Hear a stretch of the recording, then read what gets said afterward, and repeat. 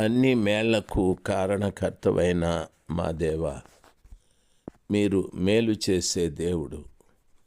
నీ వాక్యము సెలవిచ్చిన రీతిగా యెహోవా మాట వినిన ఎడల ఆయన మీకు మేలు కలగజేయను అని మీ వాక్యము సెలవిస్తుంది ప్రభువా. తండ్రి, నీ ప్రజలమైన మేము, నేను ఈ ఉదయకాలమందు వాక్యం వింటున్న బిడ్డలందరూ కూడా నీ వాక్యము విని ఆ ప్రకారంగా జీవించి మీరిచ్చేటటువంటి మేలులు పొందుకొనుటకు కృప చూపెట్టండి. ఎందరో జీవితాలలో కీడు పని చేస్తూ ఉంది స్వామి. తండ్రి, ఎంతోమంది బిడ్డలు వ్యాధులతో బాధపడుతున్నారు.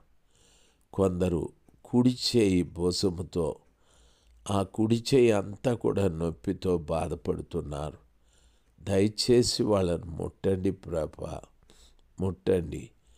ఎడమ చేయి భుజంలో కూడా నొప్పితో బాధపడుతూ ఉన్నారు. దయచేసి వాళ్ళను కూడా మీరు ముట్టుమని ప్రార్థిస్తున్నాను తండ్రి. కొంతమంది నాయన బ్యాక్ పెయిన్తో బాధపడుతూ ఉన్నారు.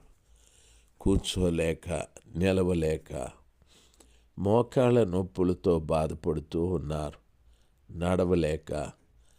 దయచేసి గమనించి ఈ బిడ్డలందరి పట్ల మీరు కనికరాన్ని చూపెట్టి కార్యము చేయండి. మీ నామము మహిమపరచబడని, మీ నామము ఘనపరచబడని, మీరే కార్యము జరిగించుమని యేసు నామంలో ప్రార్థిస్తున్నాము తండ్రి. Amen, amen. మార్చి మాసం 4వ తారీఖు 2024, 2వ రాసుల గ్రంథము 4వ అధ్యాయం 27వ వచనమే. అందులో ఎలీషా ప్రవక్త ఉన్నాడు, షూనేమీరాలు కూడా ఉంది, గెహాజీ కూడా ఉన్నాడు. ఆ తల్లి చాలా వేదనతో వచ్చాది. కారణం, తన కుమారుడు చనిపోయాడు గనుక. ప్రియులారా, అయితే ప్రవక్త అంటున్నాడు, ఈ విషయం యెహోవా ఎందుకో నాకు మరుగు చేశాడు అనని. ప్రవక్తగా అన్ని విషయాలు దేవుడు బయలుపరచచ్చు, పరచకపోవచ్చు. ఒకవేళ దేవుడు ఏదైనా మీకు బయలుపరిస్తే గర్వపడద్దండి. చాలామంది గర్వపడుతూ ఉంటారు, నాకు దేవుడు ఈ విషయం ముందుగానే బయలుపరిచాడు అని గర్వపడుతూ ఎదుటి వాళ్ళను కించపరుస్తూ ఉంటారు. ఇన్ని సంవత్సరాలు మీరు సేవలో ఉన్నారు, దేవుడు మీకు బయలుపరచడా అని కించపరుస్తూ ఉంటారు. నీవు కించపరచడం వలన నీకు బయలుపరిచేది దెయ్యమా దేవుడా అర్థం కాదు. దేవుడు బయలుపరిస్తే దైవ సేవకుడు దాన్ని గుట్టుగా ఉంచుకుంటాడు. దయ్యం బయలుపరిస్తే దాన్ని రట్టు చేస్తూ ఉంటాడు. ఈ గుడ్డి గుర్తుని నీవు ఫాలో అవ్వాలి. దయ్యము కూడా ముందు జరిగే కార్యాలు తెలియజేస్తూ నీవేదో గొప్ప గొప్ప గొప్ప అనుకుంటూ నిన్ను దారి తప్పించే ప్రయత్నాలు చేస్తూ ఉంటుంది. దేవుడు ఒకవేళ ముందు జరగబోయే విషయాలు తెలియపరిస్తే నీవెలాగుంటావంటే చాలా అమికబుల్, తగ్గింపు కలిగి, వినయము కలిగి, మృదు భాష కలిగి, ప్రేమ కలిగి జీవిస్తూ ఉంటావు. ఈ సూచనలు బాగా గుర్తు పెట్టుకోవాలి. ఒకవేళ దయ్యం బయలుపరిస్తే అహంకార స్వభావం ఉంటుంది, గర్వం ఉంటుంది, కోపం ఉంటుంది, ఆవేశం ఉంటుంది. ఇది దయ్యము బయలుపరిచే వారిలో ఉన్న స్వభావాలు. చాలామందికి దేవుడు నాకు బయలుపరిచాడు ముందుగానే అంటారు, కానీ వారిలో ఈ మంచి స్వభావాలు ఉండవు. అహంకారము, గర్వము, ఆవేశము, కోపము, ఇలాంటివన్నీ. దయచేసి ఇవన్నీ కూడా సాతానుడు బయలుపరిచేటివి. అవి కొద్ది కాలానికి ఆగిపోతాయి. ఎప్పుడో తెలుసా? నీవు చెడిపోయిన తరువాత, నీవు పడిపోయిన తరువాత, నీ అహంకారంతో ఎదుటివారి మాటల్ని ఆలకించవు. ఎదుటివారు చెప్పేది నీకు అర్థం కాదు.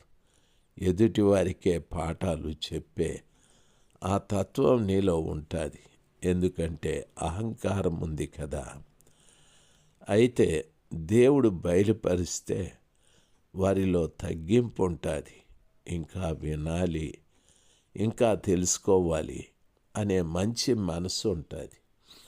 దయచేసి ఈ రోజున ప్రవక్త చెప్పిన మాట, ఈ విషయమును ఎందుకో యెహోవా నాకు మరుగు చేసెను అని అన్నాడు. దయచేసి గమనించాలి. ఇప్పుడు ఆ వచనంలో గెహాజీ, ఆ బాధతో వచ్చిన తల్లి ప్రవక్త కాళ్ళు మీద పడి ఆయన బ్రతిమలాడాలనుకుంది. అయితే గెహాజీ వచ్చి ఆమెను లాగివేయాలని ప్రయత్నం చేశాడు. ఆమె ఎంట భుజించిన వాడు ఆమె ఆశ్రయమిచ్చింది. కాస్తైనా కృతజ్ఞత లేదు గెహాజీకి. ప్రియులరా, ఎన్నో పర్యాయాలు మనకెన్నో మేళ్ళు చేసుంటారు, ఎంతో సహాయం చేసుంటారు. కానీ కృతజ్ఞత లేకుండా ప్రవర్తిస్తూ ఉంటాం. కృతజ్ఞత చాలా ప్రాముఖ్యం. నేనెప్పుడూ చెప్తూ ఉంటాను, మనకు పట్టడి అన్నం పెట్టినా 10 రూపాయలు ఇచ్చినా మనము కృతజ్ఞత కలిగి ఉండాలి.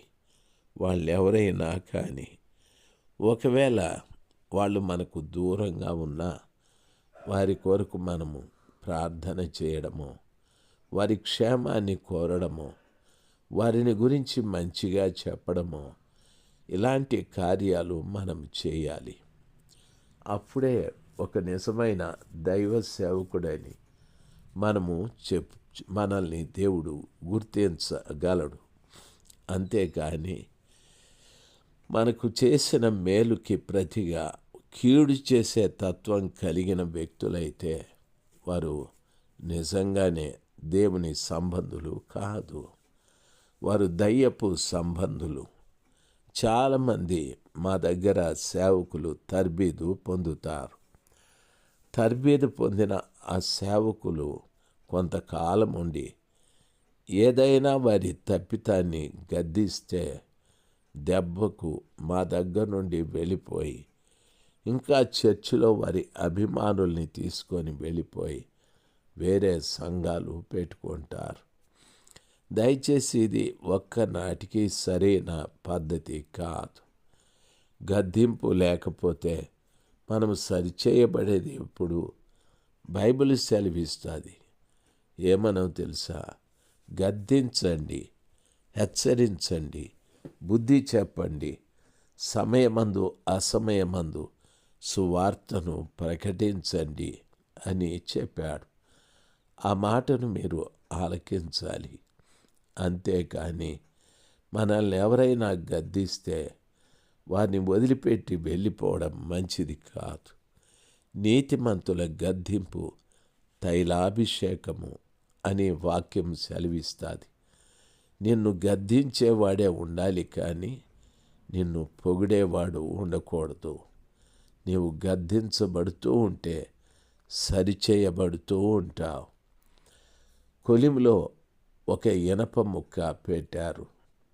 దాన్ని ఒక వస్తువుగా తయారు చేయాలి అనేది కంసాలి యొక్క ఆలోచన. దాన్ని కొలిమిలో పెట్టి బాగా కాలుస్తూ ఉంటాడు. కాల్చిన తరువాత ఆ ఇనప ముక్కని ఒక ఇనప దిమ్మె మీద పెట్టి సుత్తెతో ఇద్దరు కొడుతూ ఉంటారు.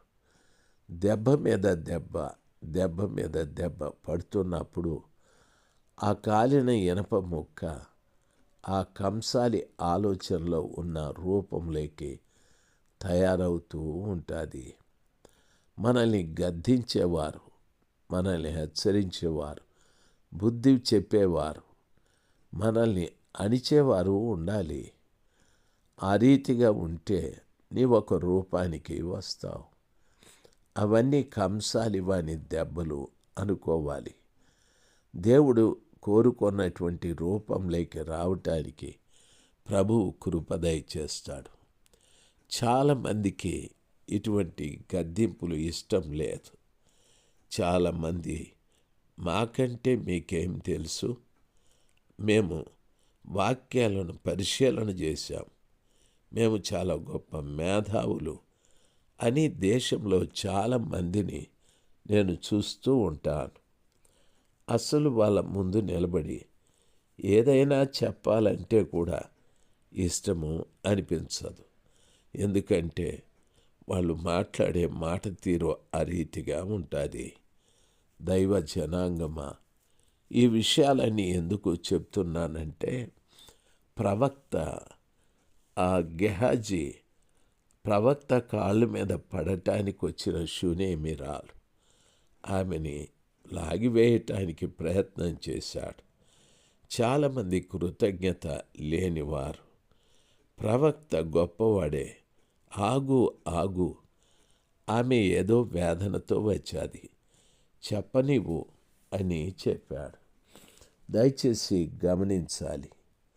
వ్యాకులముగా ఉన్నది, యెహోవా సంగతి నాకు తెలియజేయక మరుగుపరిచాను. ఆమె జోలికి పోవద్దని వానికి ఆజ్ఞ ఇచ్చాడు. అప్పుడు ఆమె, కుమారుడు కావాలనని నేను నా ఏలిన వాడవైన నిన్ను అడిగి తినా? నన్ను భ్రమ పెట్టవద్దని నేను చెప్పలేదా అని అతనితో మనవి చేయగా, అతడు, నీ నడుము బిగించుకొని నా దండమును చేతపట్టుకొని పొమ్ము. ఎవరైనా నీకు ఎదురుపడిన ఎడల వారికి నమస్కరింపవద్దు. ఎవరైనా నీకు నమస్కరించిన ఎడల వారికి ప్రతి మర్యాద చేయవద్దు. అక్కడికి పోయి నా దండమును ఆ బాలుని ముఖం మీద పెట్టుమని గెహాజీకి ఆజ్ఞ ఇచ్చాడు. ప్రియులరా, గమనించాలి. 29వ వచనాన్ని చదివి వినిపించాను. దేవుని చిత్తమైతే రేపు ఈ విషయాలు మీతో మాట్లాడతాను.